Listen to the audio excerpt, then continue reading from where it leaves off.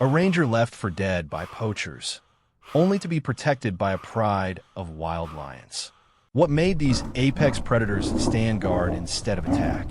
Witness the true mystery of the savannah and tell us, what do you think happened?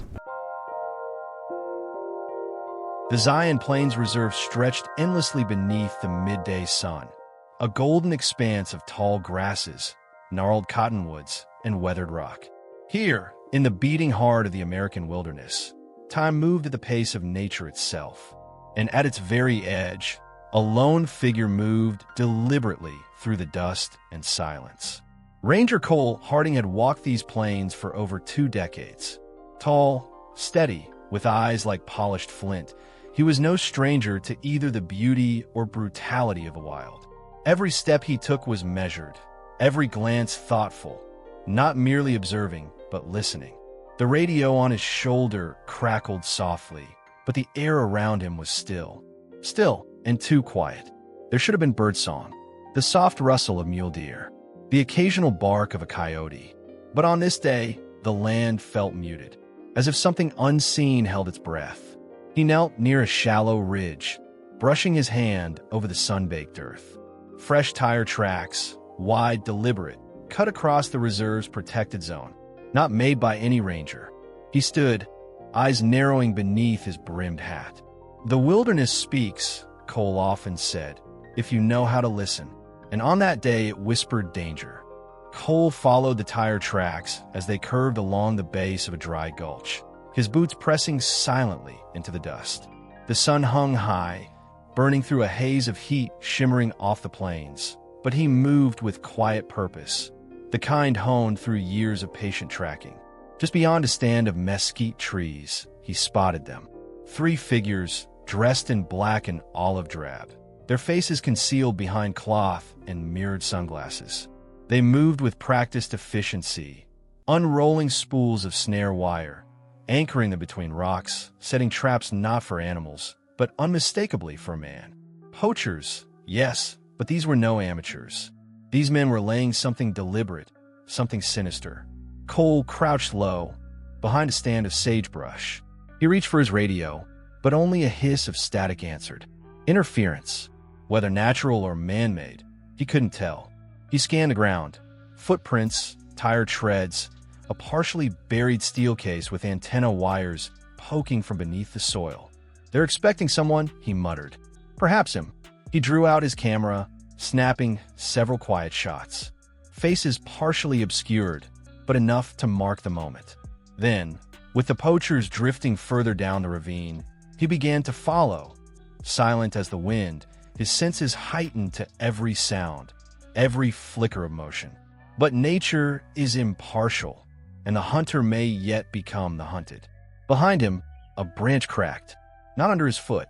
He turned just in time to see the blur of movement, a masked figure lunging from the trees. A gloved hand struck his temple, and the world tipped sideways into blinding light.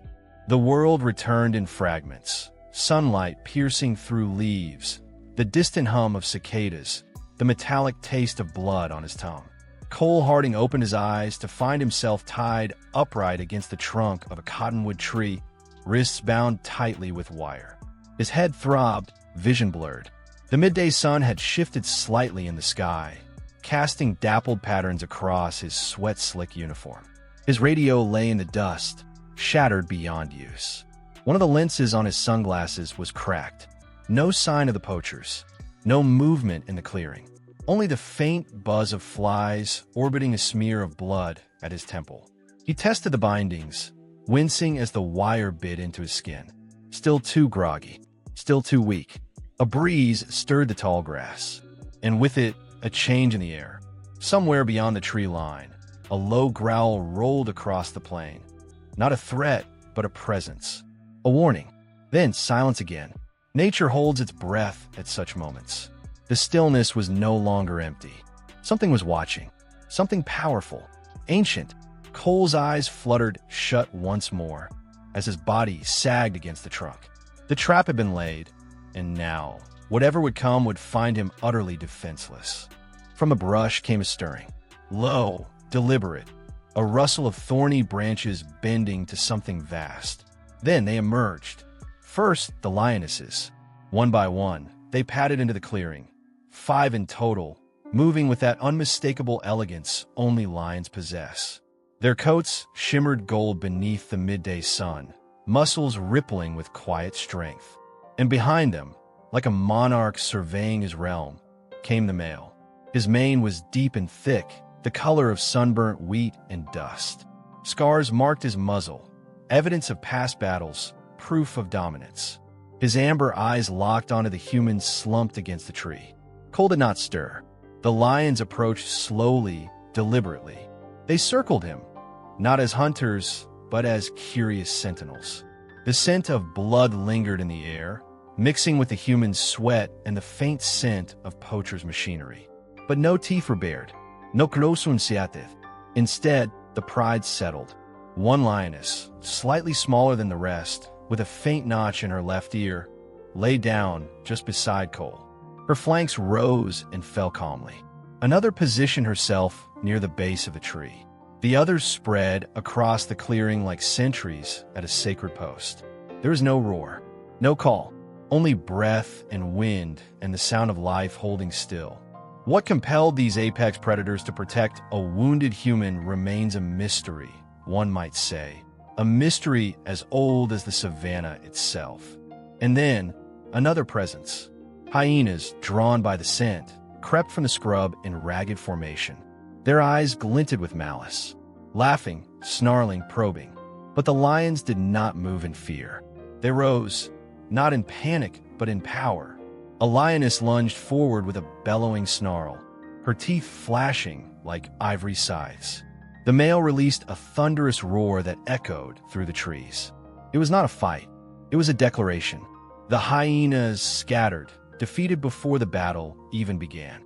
And so the human remained, unconscious and untouched, surrounded not by danger, but by an unlikely circle of protection. At the Zion Plains Ranger Station, the midday hours slipped by with mounting unease. Ranger Claire Eastman, Cole's longtime partner and friend, leaned over the communications console, listening to the dead silence on the other end of the radio. Cole had not checked in, and worse still, his GPS tracker was no longer responding. She stood, her instincts sharp. Something's wrong. By early afternoon, a search party was mobilized. 2 trucks, a medical unit, and a drone team. Claire led the convoy, her eyes fixed on the sun-bleached horizon.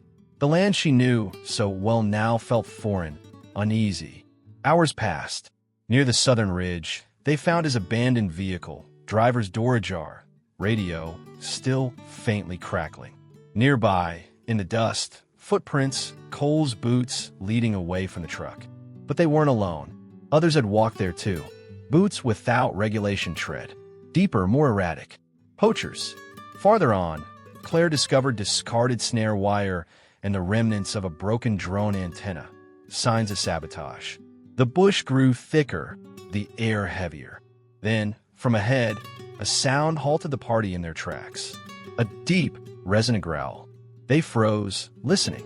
More followed, low, guttural, unmistakable. Lions, Claire whispered, but not in anger, not attacking. The pride was still there.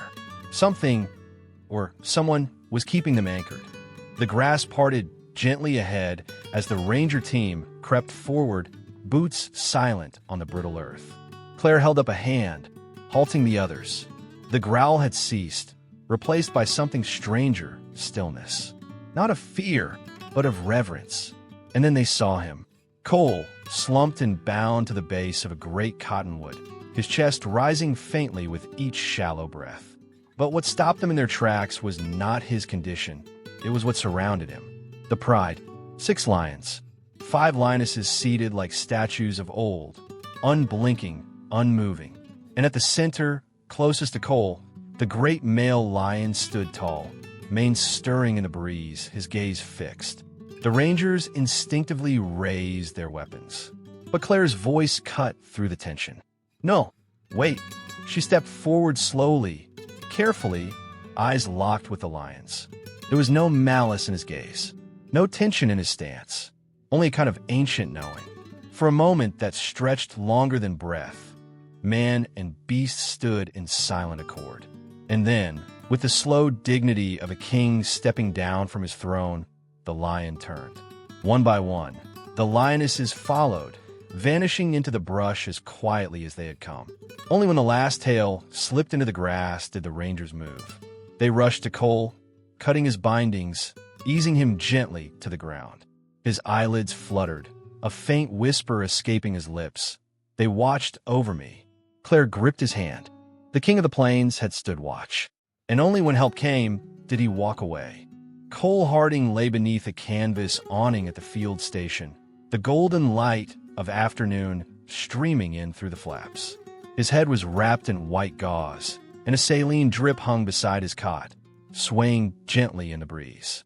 He was awake now, barely, his breath slow, his eyes thoughtful. Fragments of memory returned like drifting leaves, the soft crunch of paws, the brush of a mane against his shoulder, and above all, the golden eyes that watched him not with hunger, but with something else, something far older than fear.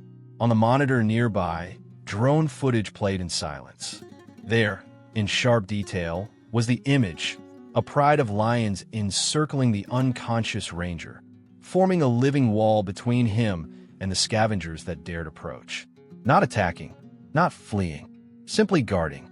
Word spread quickly, first through ranger channels, then across conservation networks, and finally to the world.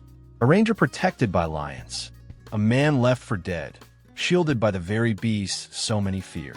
Cole said little to the press, but to Claire he whispered once. It wasn't instinct, not hunger. They chose to stay. He would never truly understand why, nor would he try to explain it. Some moments in nature exist, not for study, but for stillness. In a world of teeth and claws, the narrator might say, it was not fear that ruled that day, but something older, something sacred. In the heart of the wild, where survival is measured in moments, a pride of lions chose not to kill, but to protect. What unfolded remains one of nature's quiet miracles. If this story moved you, leave a like, share your thoughts in the comments, and let us know.